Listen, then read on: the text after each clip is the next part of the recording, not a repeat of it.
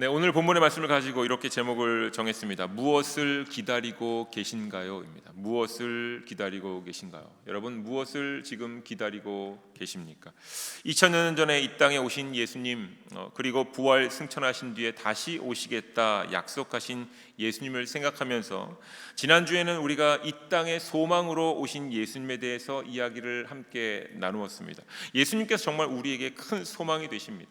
물이 변화하여 포도주를 만드신 이적을 통해서, 이 표적을 통해서 다른 사람들이 아니라 제자들에게 예수님께서는 당신을 믿게 하시고자 이적을 행하여 주셨습니다. 제자들의 믿음을 세워주시려고 친히 표적을 드러내 주셨습니다. 그런데 사람들은 이적에만 집중을 하였다라고 말씀을 드렸습니다. 믿음을 얻게 하시려는 이 이적을 보았으면 사람들 안에 어떤 소망이 생겨야 하는가 하면 믿음을 얻고자 하는 소망이 생겨야 합니다. 믿음을 위해서 이적을 드러내셨기 때문에 그 이적을 보았으면 믿음을 내가 온전히 얻고 싶다, 믿음을 갈망합니다라는 소망이 생겼어야 합니다. 하지만 사람들은 이적에만 집중했기 때문에 결국 자신들의 삶에서도 신비로운 이적이 생겨나길 소망하고 있었습니다. 나도 그런 이적을 경험하고 싶습니다. 나도 그와 같은 놀라운 표적들을 보고 싶습니다. 내 삶에도 제발 그런 것 좀 드러내 주세요 라는 겁니다. 예수님의 첫 번째 이적을 통해서 우리는 우리가 바라보고자 하는 것에서 우리의 눈을 돌려야 한다라고 이야기를 나눴습니다. 그리고 하나님께서 바라보게 하시는 것에 우리의 시선을 고정시켜야 된다라고 말씀을 나눴습니다. 하나님께서 바라보게 하시는 것 무엇입니까? 하나님께서 우리에게 정말 원하시는 것 무엇입니까? 다른 것 아닙니다. 믿음, 그것 하나입니다.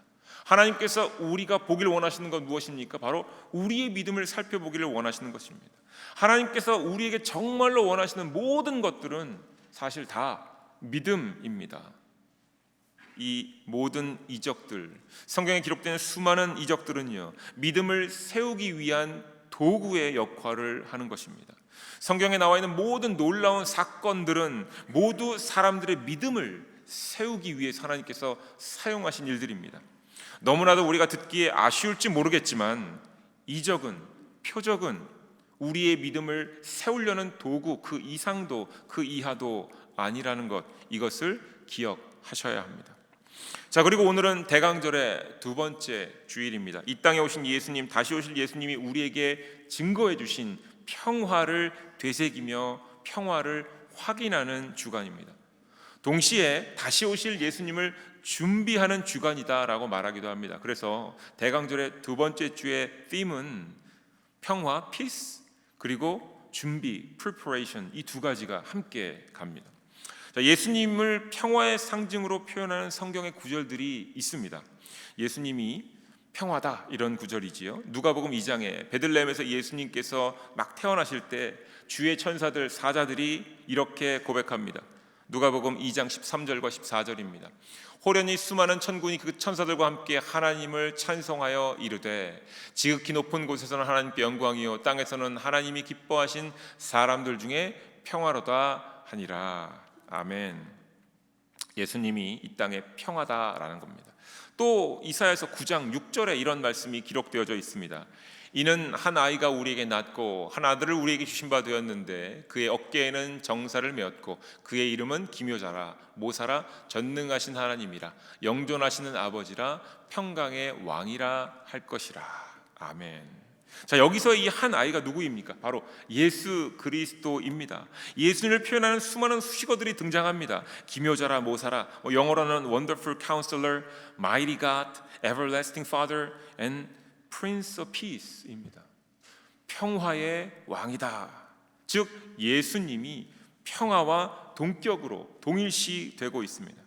자, 이와 같은 말씀들로 예수님께서 이 땅에 오심으로 이 세상에, 우리가 살고 있는 세상에 평화가 도래했다라고 이해하고요, 예수님께서 평강의 왕이시기 때문에 예수님께서 있으신 것만으로 이 땅에 평화가 차고 넘칠 것이다 라고 기대하고 이해합니다.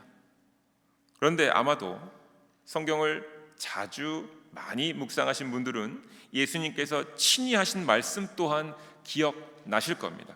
마태복음 10장 34절의 말씀입니다. 내가 세상에 화평을 주러 온 줄로 생각하지 말라.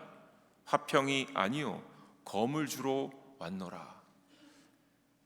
조금 당황스럽지요. 예수님께서 세상에 화평이 아니라 검을 주러 오셨다라는 겁니다. 그리고는 말씀을 이어가십니다. 35절과 36절. 내가 온 것은 사람이 그 아버지와 딸이 어머니와 며느리가 시어머니와 불화하게 하려 함이니 사람의 원수가 자기 집안 식구니라. 아멘? 아멘 하셔야죠. 네. 안 믿으십니까? 네, 믿으시지요? 네. 예수님께서 이 땅에 오심은 며느리와 시어머니가 불화하게 하려 함이라. 아멘. 네. 네, 쉽지 않습니다, 사실. 네. 이해가 잘 안 되실 수도 있습니다. 자, 누가복음에서 천사들이 예수님의 탄생을 평화라고 높이고요, 이사야 선지자도 예수님을 평강의 왕이다라고 정확하게 말했습니다. 그런데 예수님께서는 친히 당신은 평화가 아니라 검을 주러 왔다 이렇게 말씀하십니다. 그래서 서로의 내용이 반대되는 것처럼 들릴 수 있습니다. 그런데요, 사실 이 내용은 전혀 반대가 아닙니다. 왜냐하면 평화라는 단어의 의미 때문입니다.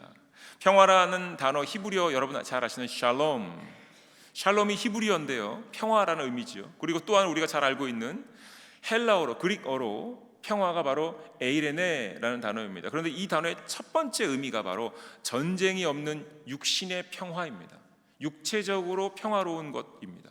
두 번째는요, 고민 근심이 없는 정신적인 평화입니다.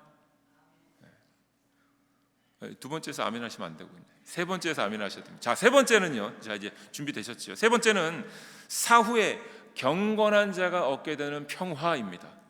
아멘. 자, 예수님께서 말씀하셨어요. 요한복음 14장, 오늘 본문보다 조금 더 뒤에 있는 본문인데 14장 27절 말씀입니다. 평안을 너희에게 끼치노니 곧 나의 평안을 너희에게 주노라. 내가 너희에게 주는 것은 세상이 주는 것과 같지 아니하니라. 너희는 마음에 근심하지도 말고 두려워하지도 말라. 아멘.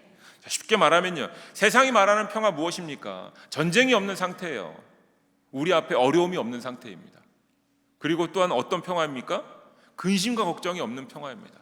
고민거리가 없는 것, 자녀 잘 되고 직장 잘 되고 사업장 잘 되고, 그러면 정말 평화라고 여기지요. 그런데 이거는 세상적인 평화고요. 성경에서 말하는 평화는 무엇이냐? 믿음으로 구원에 이르게 될 사람이 사후에 어떤 상태입니까? 죽은 사람이 경건에 이르렀다고요. 즉 믿음으로 말미암아 천국에 이르게 된 사람, 사후에 경건하게 된 사람이 누리게 될 평화입니다. 즉 천국에서의 평화, 믿음으로 구원에 이르게 될 사람이 얻게 될 평화, 이것을 말하는 겁니다. 이것이 성경이 말하는 평화입니다. 앞에서 말하고 있는 이 세상적인 평화는요, 말 그대로 사건 사고를 싫어하는 우리의 마음이 담겨져 있는 의미가 있는 평화고요, 뒤에서 말하는 이 성경적인 평화는요, 사건 사고가 있을지라도 그 안에 믿음으로 살아가는 모습에서 드러나는 평화입니다. 전혀 다르지요. 누가복음에서 언급된 평화는 믿음으로 로마 제국을 살아가는 사람들에게 선포된 평화입니다. 아마 이스라엘 백성들은요, 육체적으로는 로마 제국의 압제로부터 벗어나길 원했을 겁니다. 그런데 그게 아니라는 거예요. 예수님께서 오심으로 말미암아 비록 육신으로는 로마 제국 가운데 압제를 당하지만 그 안에 믿음으로 평화를 누리게 될 것이다 라는 겁니다.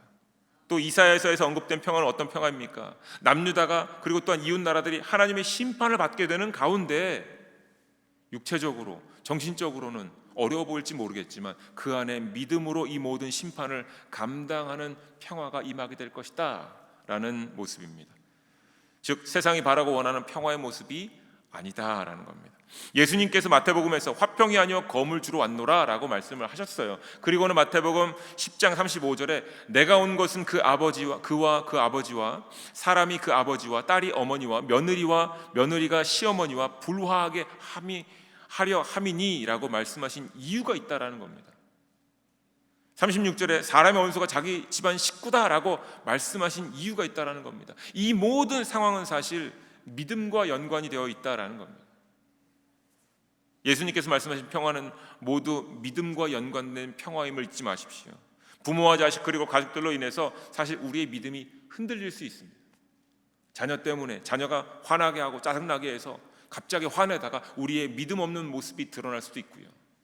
또한 부모와 자식 간에, 아들과 아버지, 딸과 어머니, 그리고 며느리와 시어머니 사이에 대화 가운데, 삶을 살아가는 가운데 싸움이나 다툼이 일어나서 순간 우리의 믿음이 흔들릴 수 있다라는 겁니다.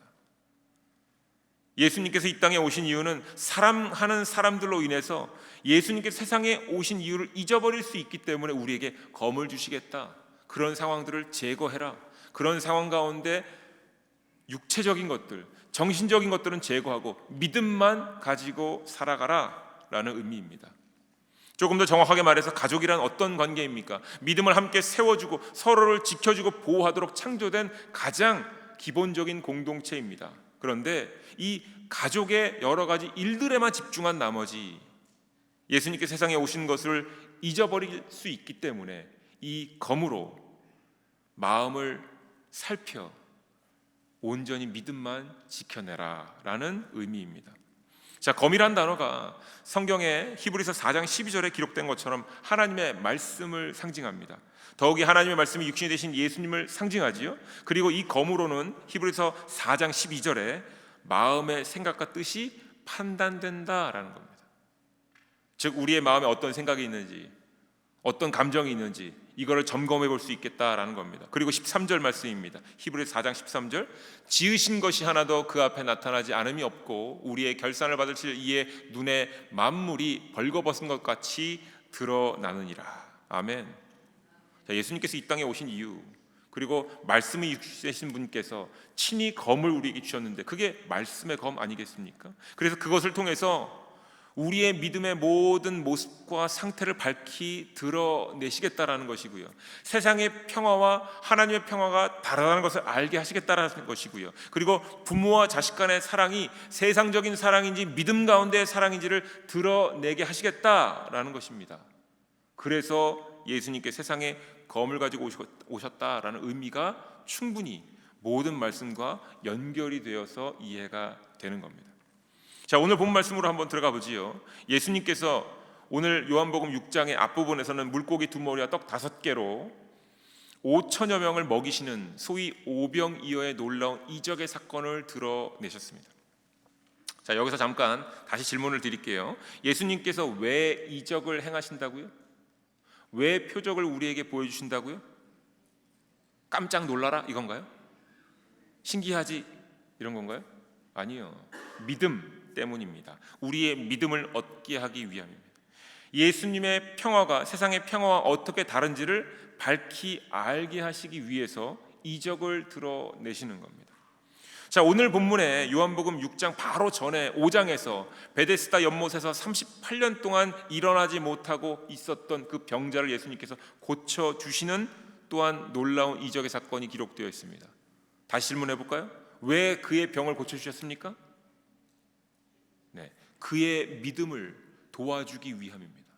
그의 믿음을 회복시키기 위함입니다.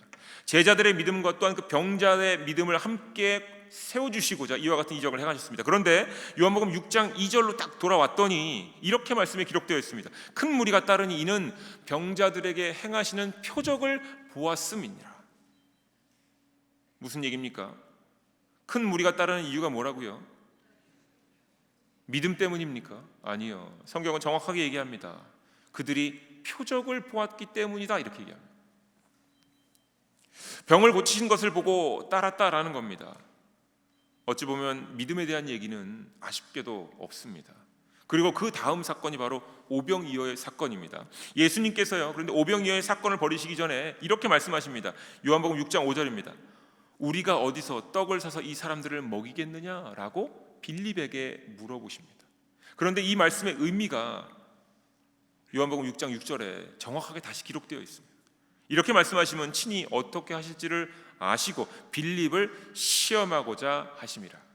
예수님께서는 이들을 먹이시려고 하셨어요. 이번에 이 오병이어의 표적을 드러내셔서 이 5천 명 이상에 대한 사람들의 믿음을 세우시려고 다시 이 표적을 준비하셨습니다. 그런데 그 가운데 그동안에 어떤 일이 있었습니까? 물이 변화의 포도주가 되는 사건, 병자를 고친 사건, 많은 사람들을 치유한 사건을 빌립이, 제자들이 봤잖아요. 그래서 그 이적을 행하시기 전에 빌립에게 물어보시는 겁니다. 어떻게 할까? 이렇게. 그의 믿음이 있는지 없는지를 확인하시는 겁니다. 동시에 오병이어를 통해서 빌립과 제자들 그리고 많은 사람들의 믿음을 세워주기 위해 이적을 드러내실 것을 암시해 주셨습니다. 자, 그리고는 정말로 오병이어의 놀라운 이적이 사람들 사이에서 경험되었습니다. 그래서 많은 사람들이 예수님을 쫓았습니다. 그런데 예수님께서 오병이어의 사건 후 쫓아오는 사람들을 향해서 이렇게 말씀을 하십니다. 오늘 우리가 함께 묵상했던 본문입니다. 26절입니다. 예수께서 대답하여 이르시되 내가 진실로 진실로 너희에게 이르노니 너희가 나를 찾는 것은 표적을 본 까닭이요 아니요 떡을 먹고 배부른 까닭이로다. 아멘. 떡을 먹고 배부른 까닭이로다. 사람들이 예수님을 쫓았습니다. 그런데 그 이유가 무엇입니까? 표적을 본 까닭이 아니요 떡을 먹고 배부른 까닭이로다. 다시 설명을 드리면요, 예수님을 믿어서 쫓은 것이 아니라 떡을 먹고 배가 불러서 쫓았다라는 겁니다. 왜 쫓았을까요? 배가 부른데. 네, 또다시 배를 불리게 하고 싶었다라는 겁니다. 육신의 배는 음식을 먹고 나면 소화가 돼서 다시 허기가 집니다. 이것이 정상입니다. 즉 육신의 것을 쫓아서 또 다른 이적을 보여달라는 사람들이 예수님을 쫓고 있었다라는 겁니다. 이 이적을 통해서 믿음이 생겼어야 하는데 이적을 통해서 또 다른 이적을 원하는 겁니다. 생겨나야 할 믿음은 없고 육신의 것만, 눈에 보이는 것에 만족감만을 쫓고 있다는 겁니다.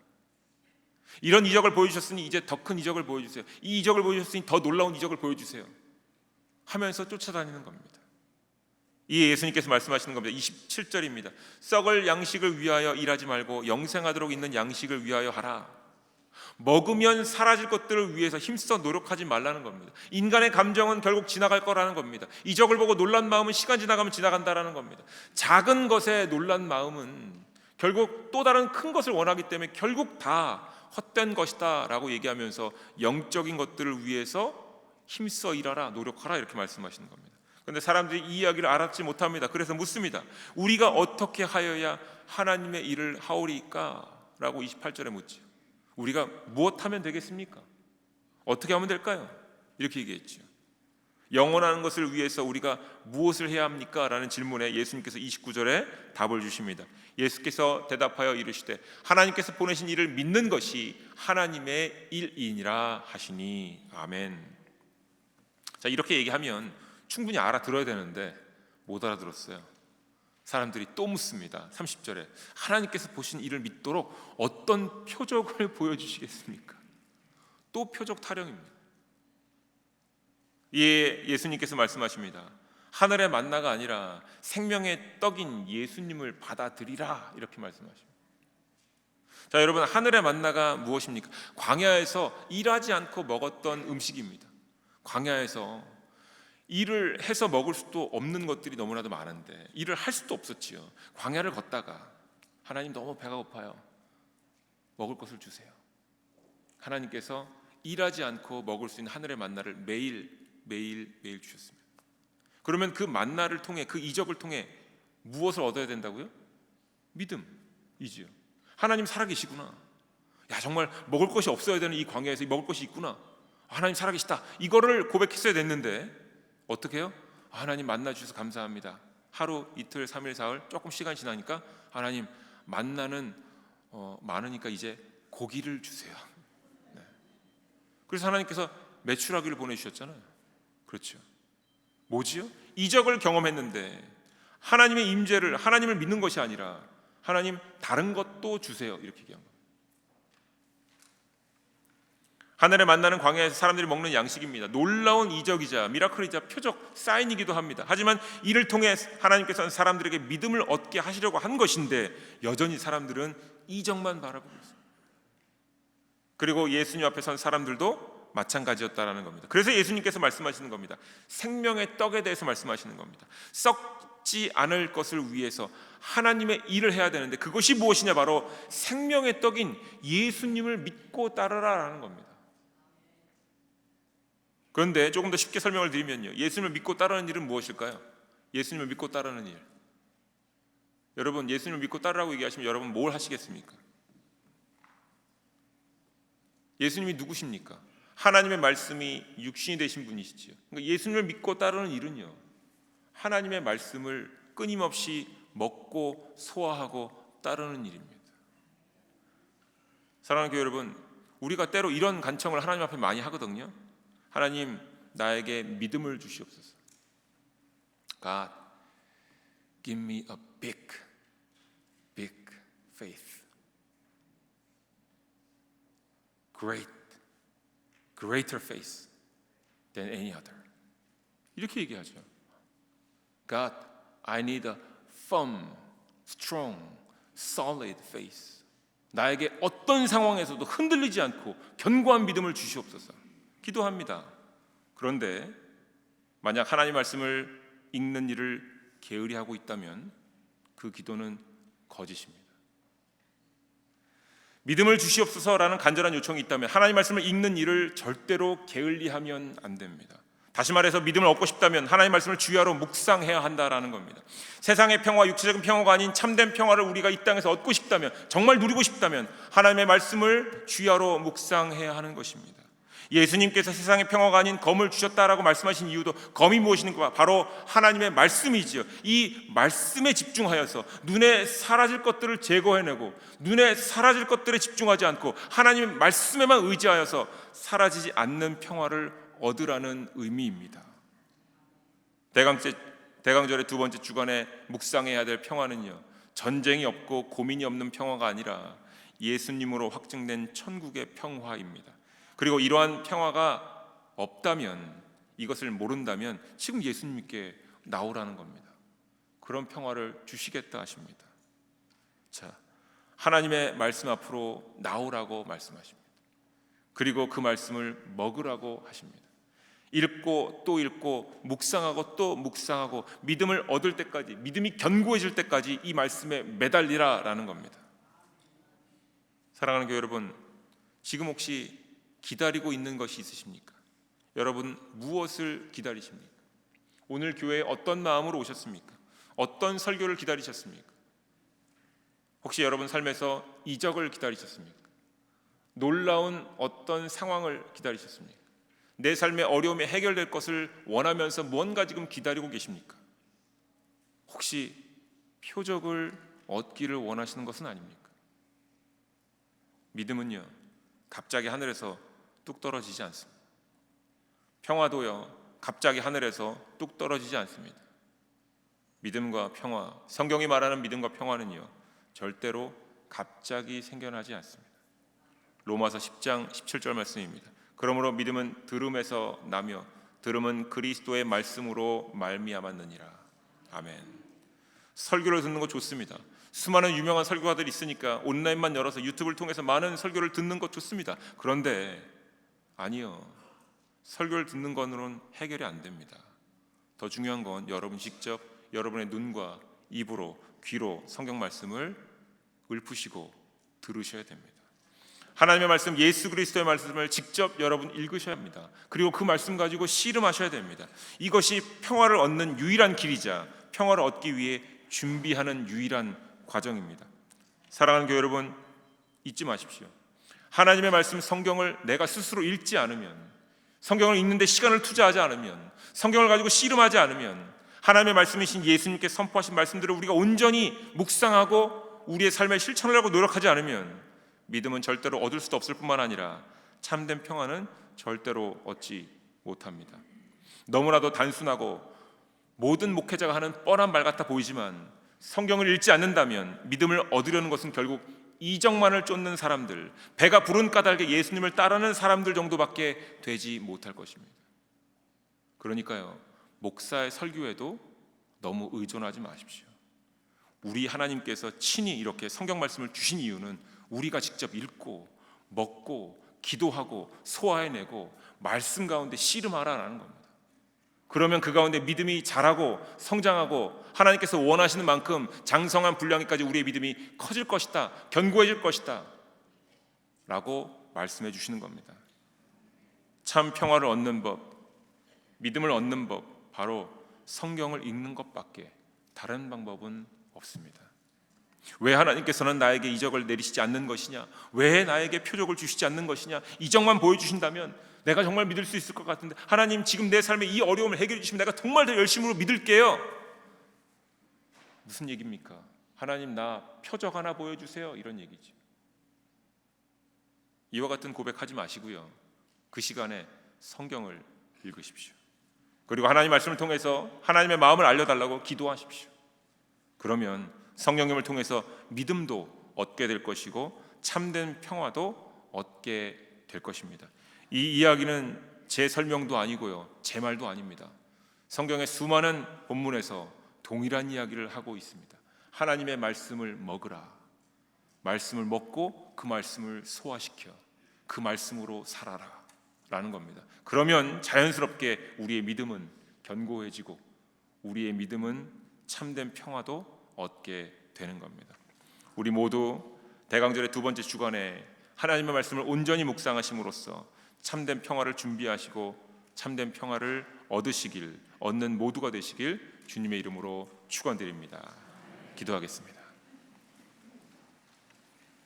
하나님, 우리로 하여금 믿음을 얻게 하시려고 하나님께서 이 땅에 이적들을 드러내 주셨습니다.